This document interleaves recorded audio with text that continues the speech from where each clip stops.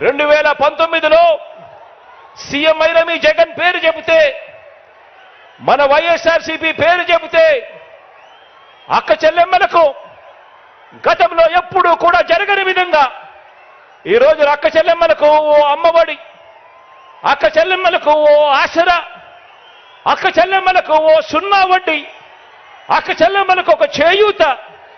అక్క చెల్లెమ్మలకు ఒక కాపు నేస్తాం, ఒక ఈబీసీ నేస్తాం,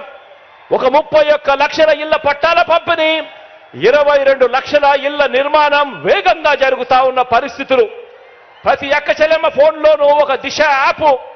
ఆ ప్రతి అక్క చెల్లెమ్మకు తోడుగా ఉండేందుకు అదే గ్రామంలోనే ఓ మహిళా పోలీస్.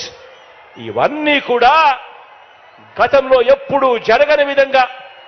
మీ బిడ్డ ముఖ్యమంత్రి అయిన తర్వాతనే ఇవన్నీ కూడా అడుగులు పడ్డాయి, జరుగుతా ఉన్నాయి. ఇవన్నీ కూడా ప్రతి అక్క చెల్లెమ్మకు కొనసాగాలంటే, మహిళా సాధికారతకు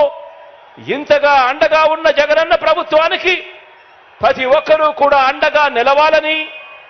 ఫ్యాన్ గుర్తు మీద ఓటు వేయాలని, మరో 100 మందికి అక్క చెల్లెమ్మ వెళ్ళి